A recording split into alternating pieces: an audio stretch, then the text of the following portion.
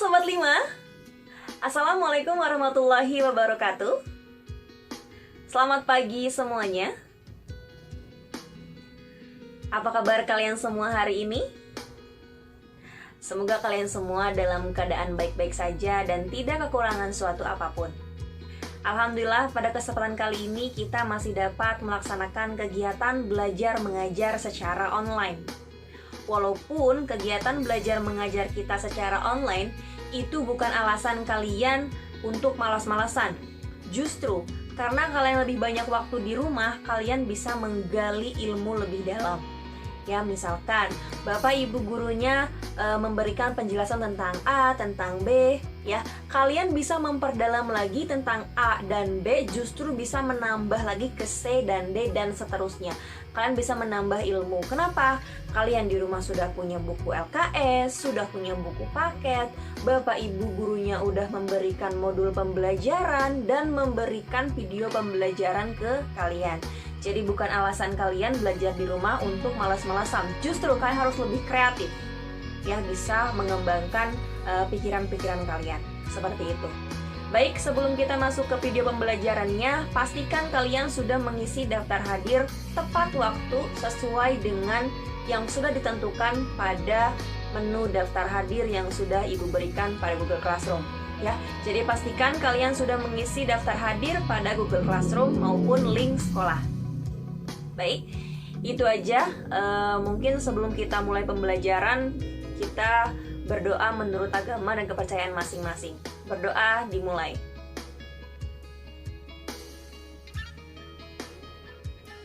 Berdoa selesai. Baik, ini dia video pembelajarannya. Disimak video pembelajarannya. Jangan di skip-skip, perhatikan video pembelajarannya karena di sana ada tugasnya yang harus kalian kerjakan. Ya. Semangat!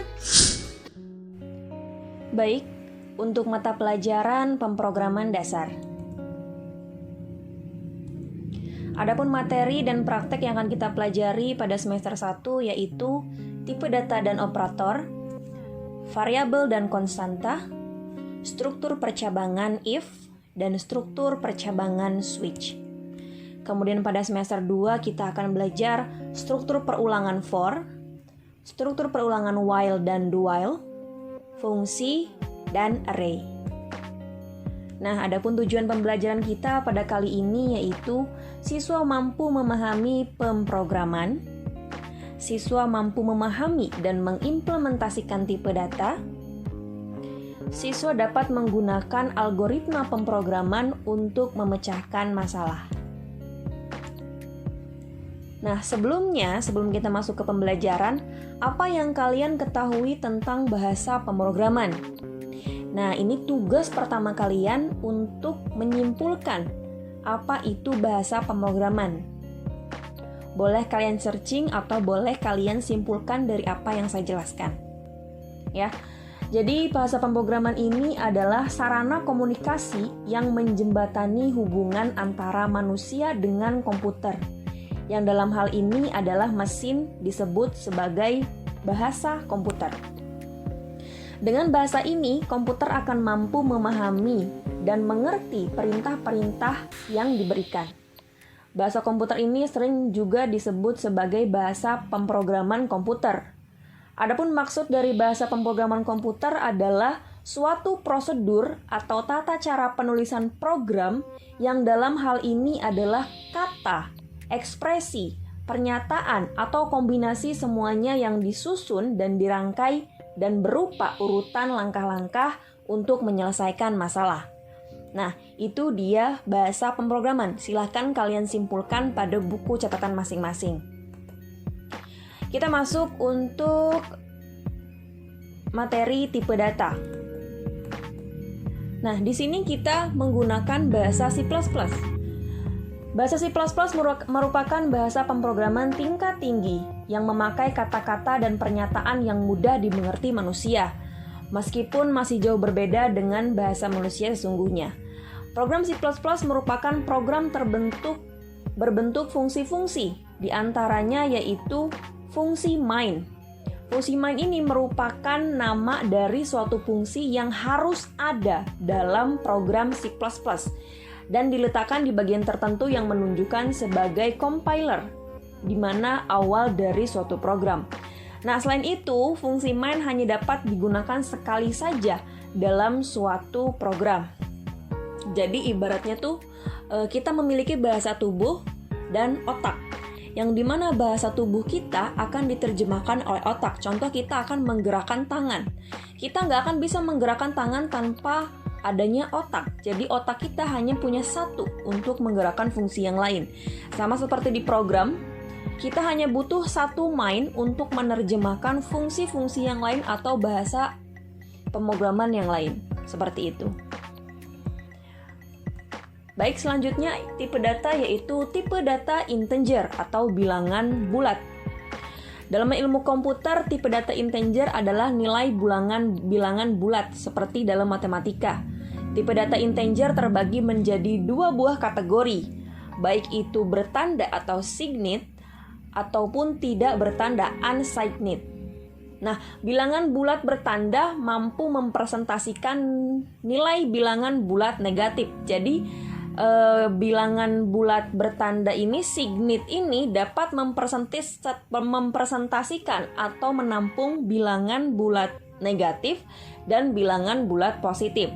Sedangkan bilangan bulat tak bertanda atau unsigned hanya mampu mempresentasikan bilangan bulat positif. Jadi kalau yang signate ini dapat menampung bilangan bulat negatif dan bilangan bulat positif, dan yang unsignate ini hanya dapat menampung bilangan bulat positif saja. Nah, ini adalah signate untuk tipe bilangan bulat negatif dan positif. Ada integer, ada short in, dan ada long in. Nah, ini keyword ini yang dituliskan pada program. Adapun jangkauan nilainya. Jangkauan nilai in yaitu min 32.768 angka yang dapat dikeluarkan oleh bilangan integer. Ini yang negatif.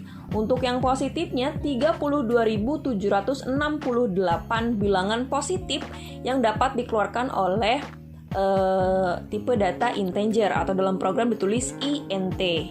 Ya, jadi min 32.768 angka yang dapat dikeluarkan oleh integer dan 32.768 untuk bilangan yang positif. Kemudian ada yang unsigned. Dalam program ditulis sebagai unsigned int. Nah, adapun jangkauan nilainya, dia dari 0 sampai dengan 65.535 angka positif aja ya. Jadi unsigned ini hanya dapat mengeluarkan angka positif. Sejangkauan nilainya 65.535. Ya, adapun contoh tipe data integer atau bilangan bulat. Di sini ada signed dan ada unsigned, di mana signed ini tadi kita udah jelasin dapat mengeluarkan nilai positif dan nilai negatif. Contoh, dari 32.768 saya berikan contoh yang negatifnya segini. Contoh min 1, min 20, min 400, ini min, dan seterusnya. Nah, bilangan bulat ini berarti bilangan yang bulat yang tidak memiliki koma. Itu bilangan bulat ya. Mau itu negatif, mau itu positif, berarti itu bilangan bulat yang tidak memiliki koma. Ya, ini untuk yang negatif. Untuk yang positif, saya contohkan beberapa dari 32.768.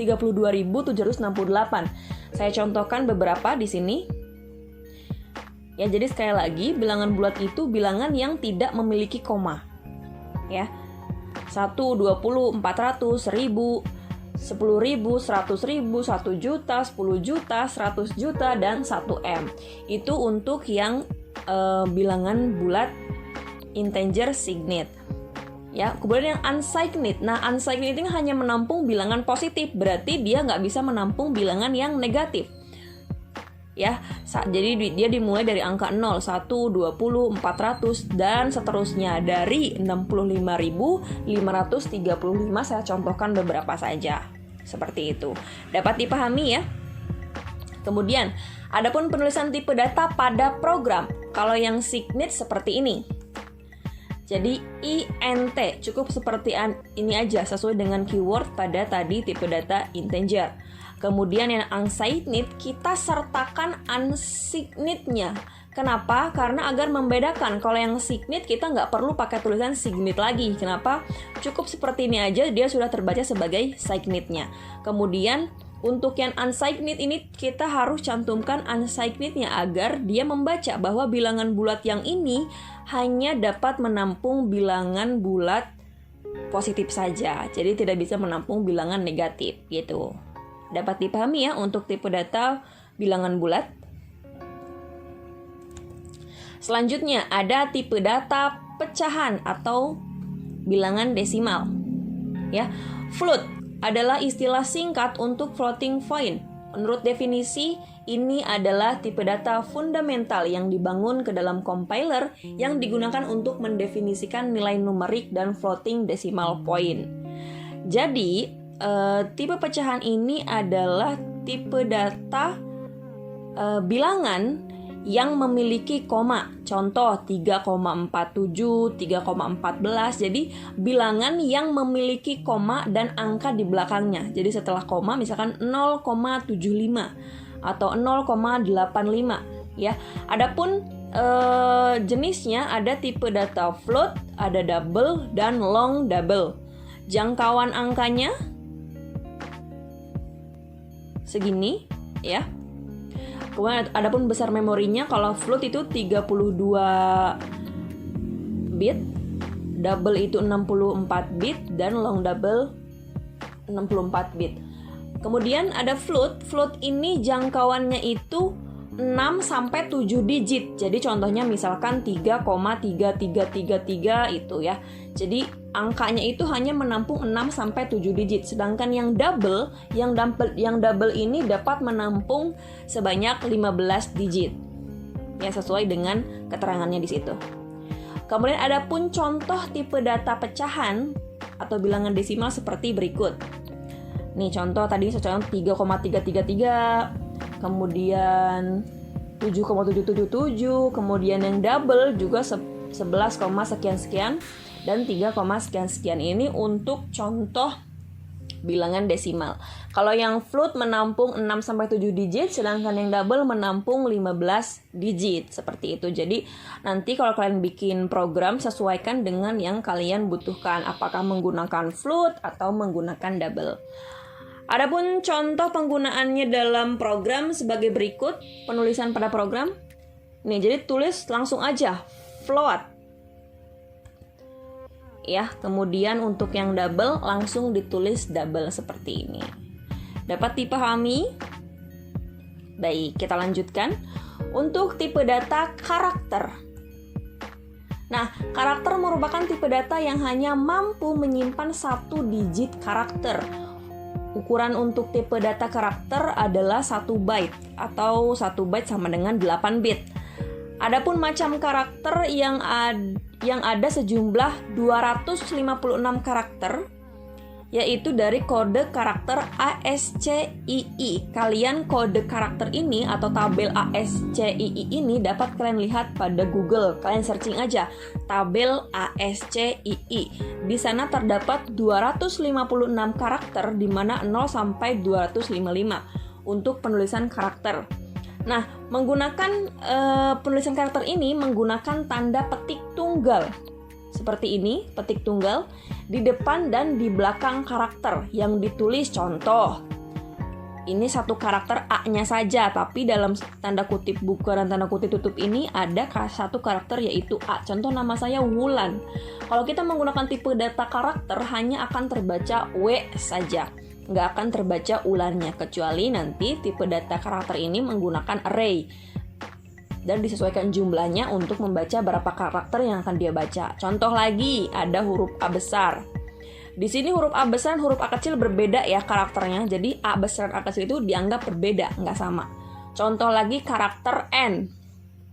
Ya, kalau ada kutip ini, berarti yang ada di dalam ini akan dianggap sebagai karakter. Seperti itu, dan lain-lain. Nah, adapun penulisan tipe data karakter pada program yaitu seperti ini. Jadi diingat sekali lagi, kalau karakter ini hanya dapat menyimpan 1 karakter saja, makanya namanya char.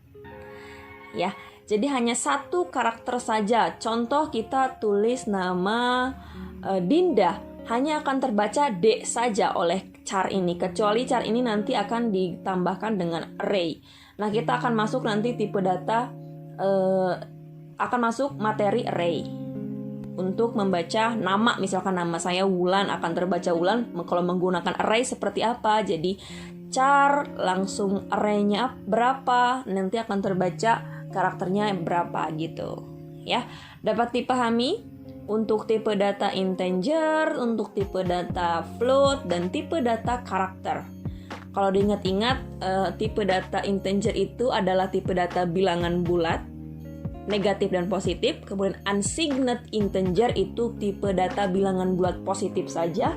Kemudian lagi untuk tipe data float itu tipe data pecahan yang mampu menampung 6-7 digit. Dan untuk tipe data double itu menampung data 15 digit.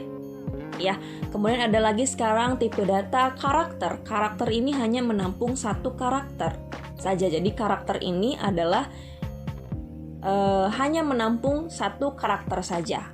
Seperti itu. Baik, ini tugasnya. Tugas kita minggu ini yaitu buatlah rangkuman pada buku catatan masing-masing tentang jenis-jenis tipe data yang sudah saya jelaskan. Kemudian buatlah pada aplikasi C++ masing-masing tentang contoh penulisan tipe data. Kumpulkan tugas tersebut di Google Classroom pada menu yang sudah saya sediakan. Jadi tugas kalian yang pertama tadi 1. Definisikan menurut kalian atau pendapat kalian tentang bahasa pemrograman atau pemrograman dasar itu apa. Itu menurut kalian. Nah, kemudian ini tugas yang kedua. Buatlah pada catatan masing-masing tentang jenis-jenis tipe data.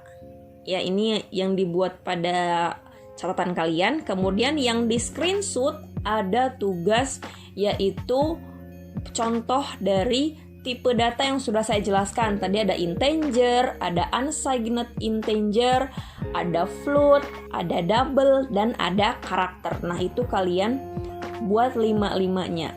Kemudian yang dirangkum juga 5-5 itu. Ya. Baik.